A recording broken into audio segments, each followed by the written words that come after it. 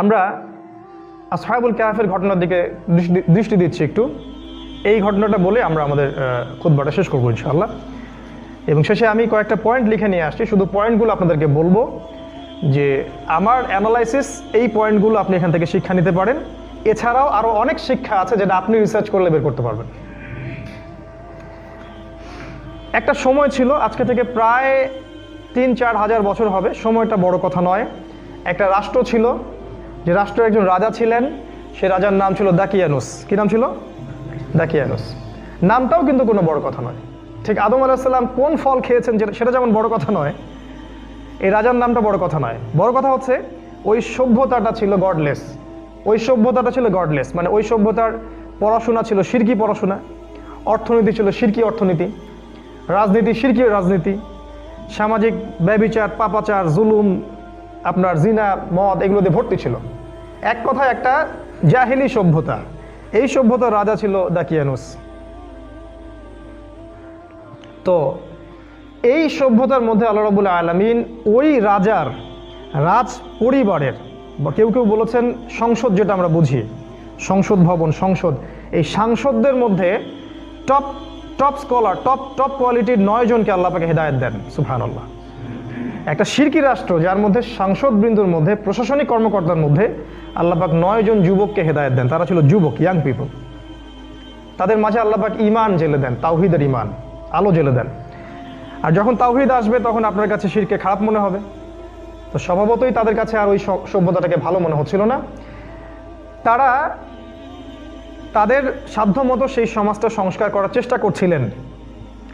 এক পর্যায়ে যখন জানাজানি হয়ে গেল যে এরা মুসলিম হয়ে গেছে, তখন সেই রাজা ওদের উপর রাষ্ট্রীয় নির্যাতন ছেড়ে দিল এবং আলটিমেটাম দেওয়া হলো ডেকে 3 দিন সময় দিলাম।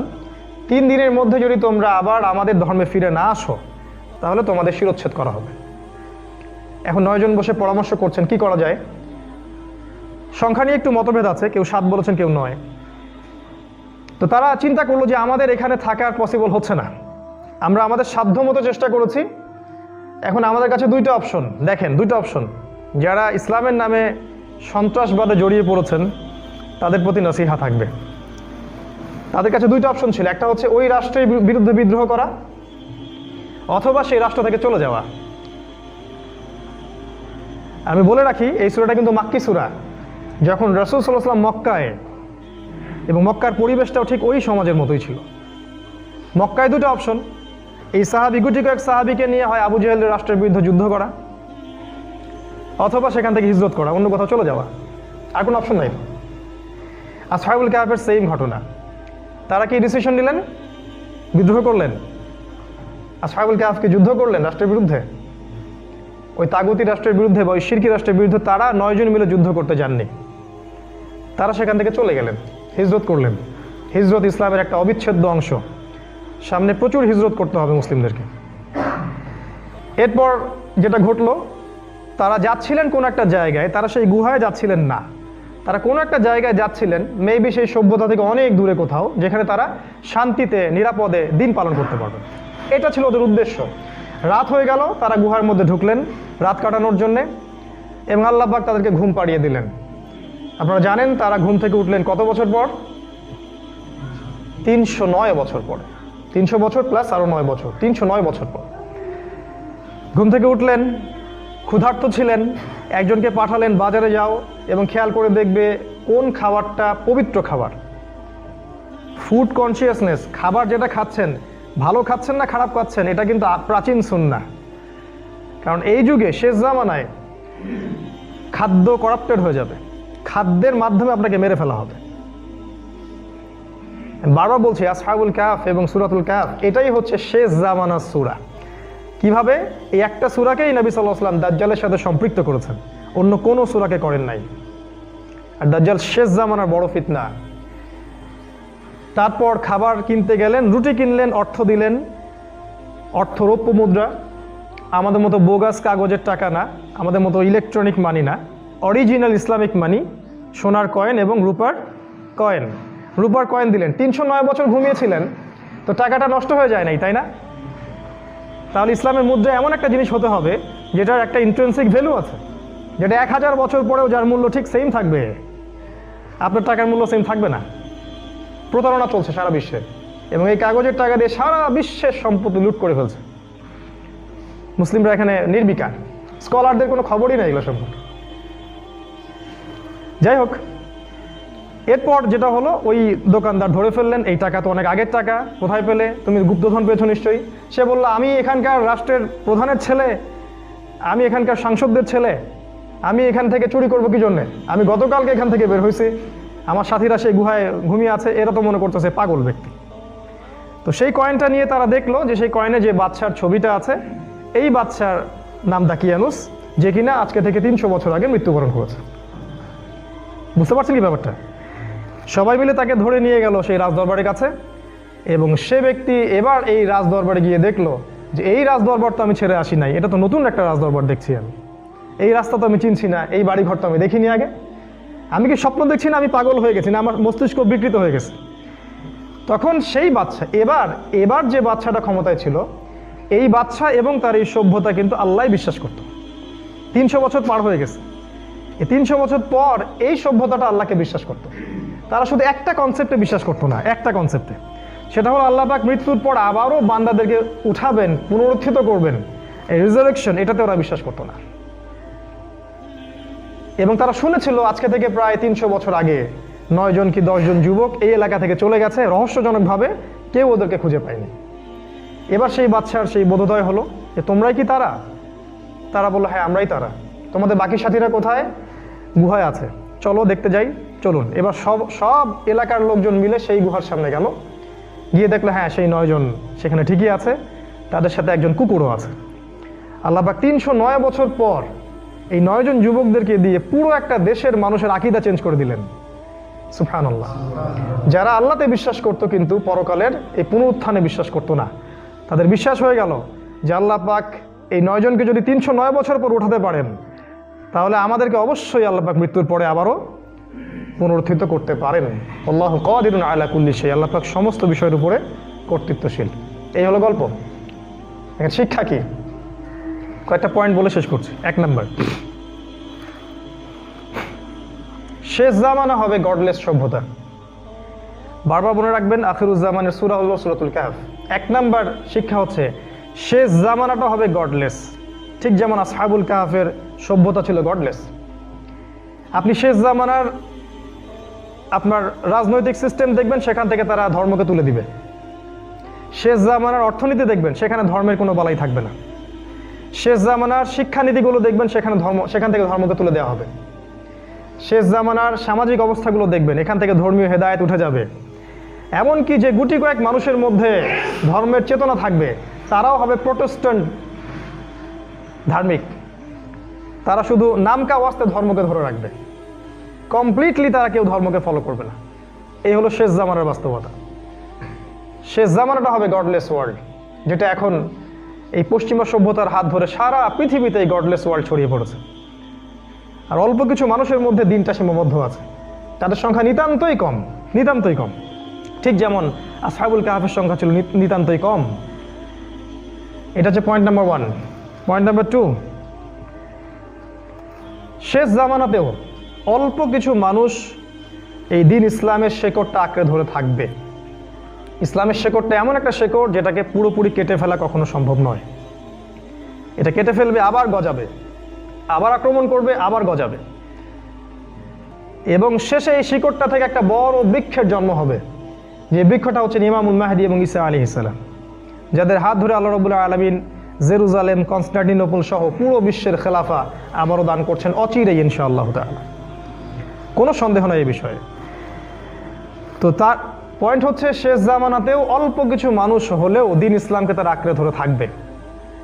এটা পয়েন্ট নাম্বার 2। তাই হতাশ হবেন না, এবং আল্লাহর কাছে দোয়া করতে হবে আমরা যেন সেই অল্প সংখ্যক মানুষের মধ্যেই অন্তর্ভুক্ত হতে পারি। আল্লাহ পাক বলেছেন, ওয়া কলিলুম মিন ইবাদিয়াশ শাকুর, আমার ইবাদতগুজার বান্দার সংখ্যা খুবই কম। নাম্বার 3, এই অল্প মানুষ যারা রিলিজিয়ন ফলো করবে শেষ জামানায়, তাদের মধ্যে একটা মেজর অংশ হবে যুবক শ্রেণীর মানুষ। এই যুবকদের জন্যই আগামীর সময়টা আসতেছে, বুড়াদের জন্য আগামী সময়টা না, তারা চলে যাবে। আপনি থাকতে পারেন, আল্লাহ চাইলে আমরা থাকতে পারি, অথবা আমাদের এই ছোট ছোট বাচ্চাগুলো আছে, এরা থাকবে ইনশাআল্লাহ। সামনের দিনগুলো এই যুবক শ্রেণীর জন্য, আখিরুজ্জামান যুবকদের জন্য। রাসূল সাল্লাল্লাহু আলাইহি ওয়াসাল্লাম বলেছেন, আল্লাহ রাব্বুল আলামিন কিয়ামতের মাঠে 7 শ্রেণীর মানুষকে তার আরশের নিচে ছায়া দিবেন। তার মধ্যে 1 শ্রেণীর মানুষ যারা যৌবনকালটা আল্লাহর জন্য উৎসর্গ করেছে। তাই যুবকদের প্রতি নাসিহা থাকবে, জ্ঞান অর্জন করুন, প্রচুর জ্ঞান অর্জন করুন, পড়াশোনা করুন, ভার্সেটাইল বইপত্র পড়ুন, কোরআন, সুন্নাহ, হিস্ট্রি, ইকোনমিক্স, ফিলোসফি সব বইপত্র পড়তে হবে। স্কলারদের শরণাপন্ন হন, আমল করেন, জামা গঠন করেন। যারা দিনের জন্য কাজ করছেন সবার সাথে মিউচুয়াল আন্ডারস্ট্যান্ডিং রেখে চলেন, একটা উম্মাহ গড়ে তোলেন, পরিবার গড়ে তোলেন, শারীরিক প্রিপারেশন নেন, মানসিক প্রিপারেশন নেন, ঈমান তাজা রাখেন, একসাথে থাকেন। সামনে দাওয়াত এবং জিহাদ আপনার জন্য অপেক্ষা করছে ইনশাআল্লাহ, ইনশাআল্লাহ তাআলা। আসহাবুল কাহফের ক্ষেত্রেও তারা ছিলেন অল্প কিছু যুবক। সামনের দিনগুলো হবে যুবকদের জন্য ইনশাআল্লাহ। 4 নাম্বার পয়েন্ট হচ্ছে, এই যুবকদের কিন্তু মধ্যে বেশিরভাগই ছিল উচ্চ পদস্থ কর্মকর্তা। তারা কিন্তু রাস্তাঘাটের ছেলেরা ছিলেন না, তারা কেউই কিন্তু রাস্তাঘাটের অর্ডিনারি পিপল ছিলেন না আমাদের মতো। এই আসহাবুল কাহফের প্রায় ম্যাক্সিমাম ব্যক্তি ছিলেন ওই সময়কার রাষ্ট্রীয় যে পদমর্যাদা আছে, প্রশাসনিক কর্মকর্তার ছেলে। আজকে আমাদের রাজনীতিবিদদের প্রতি নসিহত থাকবে, প্রশাসনিক কর্মকর্তাদের প্রতি নসিহত থাকবে। প্রত্যেক যে সদস্য, প্রত্যেক যে ভাই, মুসলিম ভাই, আপনি প্রশাসনে আছেন, র্যাবে আছেন, পুলিশে আছেন, আর্মিতে আছেন, যে কোনো বাহিনীতে আছেন, ইভেন পলিটিক্সে আছেন, তাদের সবার প্রতি নসিহত থাকবে, আসহাবুল কাহফের মতো হয়ে যান সময় থাকতে। আপনার এই মেধা, আপনার এই শক্তি, আপনার এই ক্ষমতা যা আল্লাহ আপনাকে দিয়েছেন, আল্লাহর পথে ঢেলে দেন ইনশাআল্লাহ। আগামী দিন আপনার জন্য অপেক্ষা করছে। যদি আসহাবুল কাহফ এই 9 জন মিলে পুরো ওই কান্ট্রি, ওই সভ্যতার বিরুদ্ধে থাকতে পারে, আপনারাও পারবেন ইনশাআল্লাহ। আমরা জানি যে আপনারাও মুসলিম, হয়তো চাপের কারণে হোক, দুনিয়াবি কোনো কারণেই হোক, ইমানের চর্চা না থাকার কারণেই হোক, কোনো না কোনোভাবে আপনাদের হৃদয়টাকে করাপ্টেড করে ফেলা হয়েছে। আমরা দোয়া করব আল্লাহ পাক আপনাদেরকে যেন ইসলামের দিকে ফিরিয়ে নিয়ে আসেন। কারণ আপনাদের দ্বারা যে খেদমতটা সম্ভব, সেটা আমাদের মতো অর্ডিনারি পিপলদেরকে দ্বারা সম্ভব নয়। আপনাদের মধ্যে পড়াশোনা আছে, ম্যাচুরিটি আছে, আপনার ওয়ার্ল্ড অ্যাফেয়ার্স বোঝেন, ইকোনমিক্স বোঝেন, পলিটিক্যাল সায়েন্স বোঝেন, আপনার রিলিজিয়নও বুঝবেন ইনশাআল্লাহ। সঠিক জায়গায় আসলে রিলিজিয়নও বুঝবেন ইনশাআল্লাহ। আপনাদের মধ্যে সামরিক ট্রেনিং আছে, যেটা সামনের দিনগুলোতে খুব প্রয়োজন হবে। সার্ভাইভ কীভাবে করতে হয় সেটা আপনারা জানেন। প্রত্যেক প্রশাসনিক বড় বড় কর্মকর্তা জানে যে মালহামা সামনে আসছে। আমরা জানি না, তারা জানে, প্রত্যেকেই জানে। আমরা তাদের জন্য দোয়া করবো এবং তাদের জন্য আমরা হেদায়েতের আলো মিম্বর থেকে ছড়িয়ে দিব। আল্লাহ পাক তাদেরকে ইসলামের দিকে ফিরিয়ে আনুন এবং সমস্ত পাপাচার, সমস্ত ঘুষ, সমস্ত দুর্নীতি, জালেমের সাহায্যকারী হওয়া এবং অন্যায়কে পেট্রোনাইজ করা, এই সমস্ত বিষয় থেকে আল্লাহ পাক ওদেরকে বের করে নিয়ে আসুন। আল্লাহুম্মা আমিন। 5 নাম্বার, প্রচেষ্টা এবং দোয়া। আসহাবুল কাহফ শুধু দোয়াই করেননি, প্রচেষ্টাও চালিয়েছেন। যতক্ষণ তারা সেই সমাজে ছিলেন, তারা দাওয়াতি কাজ করেছেন এবং একই সাথে আল্লাহর কাছে দোয়াও করেছেন। কি দোয়াটা করেছেন? দোয়াটা আমরাও সবাই করি। তারা বলেছেন, রব্বানা আতিনা মিন লাদুনকা রাহমা ওয়া হাইয়্যি লানা মিন আমরিনা রাশাদা। তাদের দোয়াটা ছিল এরকম, হে আল্লাহ, আমরা চেষ্টা করছি, 9 জন মিলে চেষ্টা করছি সমাজকে সংস্কার করার। হে আমাদের প্রতিপালক, আতিনা মিন লাদুনকা রাহমা, আপনার পক্ষ থেকে আমাদেরকে রহমত দান করুন। ওয়া হাইয়্যি লানা মিন আমরিনা রাশাদা, আপনি আপনার সাহায্যে আমাদের সব কাজগুলোকে সুন্দর মতো সমাধান করে দিন। আল্লাহর রহমত এবং সাহায্য না থাকলে প্রচেষ্টা কোনো কাজে আসবে না।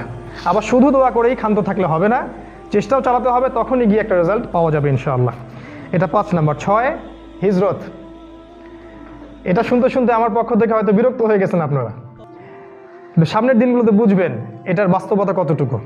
এই কথাগুলো আপনাদের মনে পড়বে ইনশাআল্লাহ। আসহাবুল কাহফ ওই সমাজে চেষ্টা করেছিলেন, পারেন নাই, দোয়া করেছেন, এক পর্যায়ে সেখানে টিকতে পারেননি, কারণ জালেমের শক্তি এত বেশি ছিল, তারা টিকতে পারতেন না। এক পর্যায়ে তাদেরকে ছেড়ে চলে যেতে হয়েছে সেই সমাজ। সামনের দিনগুলোতে আপনি যখন দেখবেন আরও বেশি বেশি সমস্যা আসছে সমাজে, একটার পর একটা ফিতনা আসছে, মালহামা লঞ্চ হচ্ছে, রাষ্ট্র রাষ্ট্রে যুদ্ধ জড়িয়ে পড়ছে, খাবার পাবেন না আপনি, খাবার, পানি, বিশুদ্ধ বাতাস, এগুলো সংকট হচ্ছে। আপনাকেও অনেক দূরবর্তী কোনো কান্ট্রি সাইডে হিজরত করতে হতে পারে। সেই প্রিপারেশন এখন থেকে নিয়ে রাখতে পারেন। এটা আমার নাসিহা। ডিসিশন আপনি নেবেন, এটা আমার নাসিহা। কারণ আমি নিজের জন্য যা পছন্দ করব আপনাকে সেটাই বলবো। হিজরত একটা অবিচ্ছেদ্য অংশ। আমাদের নবীকে হিজরত করতে হয়েছে মক্কা থেকে মদিনা, তার আগে মক্কা থেকে আবিসিনিয়া, তার আগে মক্কা থেকে তায়েফ করতে হয়নি?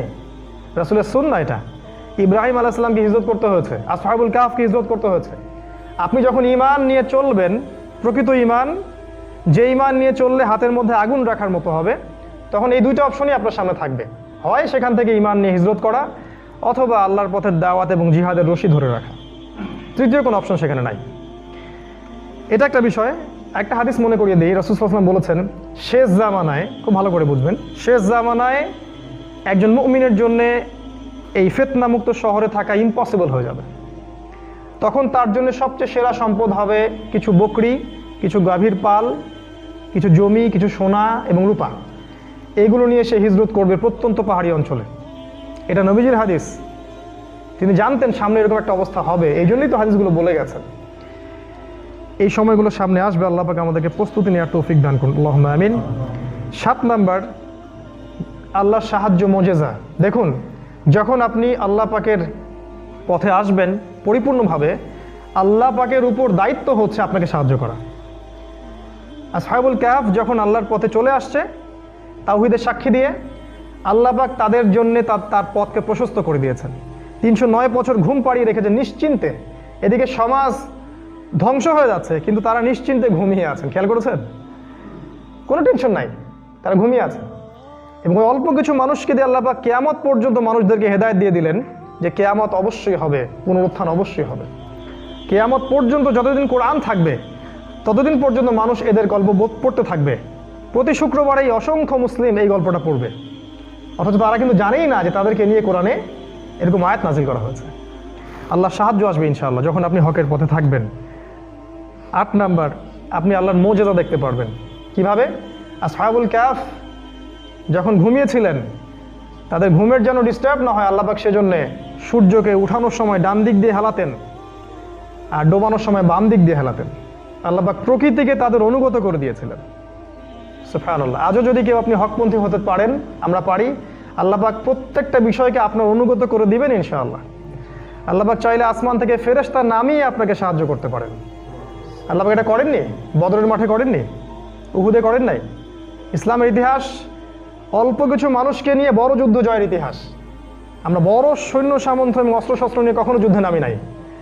প্রতিটা জায়গায় আমরা জিতেছি কেন? ঈমানের কারণে, আল্লাহর সাহায্যের কারণে। গায়েবী মাদাত আসবে ইনশাআল্লাহ। শুধু তাই নয়, খেয়াল করে দেখবেন এই গল্পটা পড়লে, ঘুমের মধ্যেও আল্লাহ পাক তাদের পার্শ্ব পরিবর্তন করাচ্ছিলেন। সুবহানাল্লাহ। তারা ঘুমিয়ে আছে, আল্লাহ পাক ফেরেশতাদেরকে দিয়ে তাদের পার্শ্বটা পরিবর্তন করাচ্ছেন, ডানে একবার বামে একবার। কেন করাচ্ছেন? তাদের মূল্য এত বেশি কেন? তাওহীদ, ঈমান, এই কারণে। আজকেও যদি আমরা আল্লাহর পথে এইভাবে থাকতে পারি, আল্লাহ পাক আমাদেরকে ঘুমের মধ্যেও হেল্প করতে পারেন ইনশাআল্লাহ। আজকে হীনমন্যতা ত্যাগ করতে হবে এবং আমাদের যে রক্ষণশীল চেতনা, শেকড় ভুলে যাওয়া, আমরা যে এখন হীনমন্যতায় ভুগছি, এটা ত্যাগ করতে হবে। 2 শ্রেণীর মানুষ পাবেন, হতাশাবাদী এবং আশাবাদী। হতাশাবাদীদের জন্য আখিরুজ জামানে কোনো অংশ নাই। আল্লাহ পাক বলেছেন যে ওয়ানতুমুল আ'লাউনা, অবশ্যই তোমরা বিজয়ী হবে, ইন কুনতুম মুমিনিন, যদি তোমরা প্রকৃতপক্ষে মুমিন হয়ে থাকো। ওয়ালা তাহিনু তাদউ ইলা সালম, তোমরা হীনবল হয়ো না, ইসলামের দিকে ডাকতে থাকো। ওয়ানতুমুল আ'লাউনা, তোমরা বিজয়ী হবে। ওয়াল্লাহু মাআকুম, আল্লাহ পাক তোমাদের সাথে আছেন।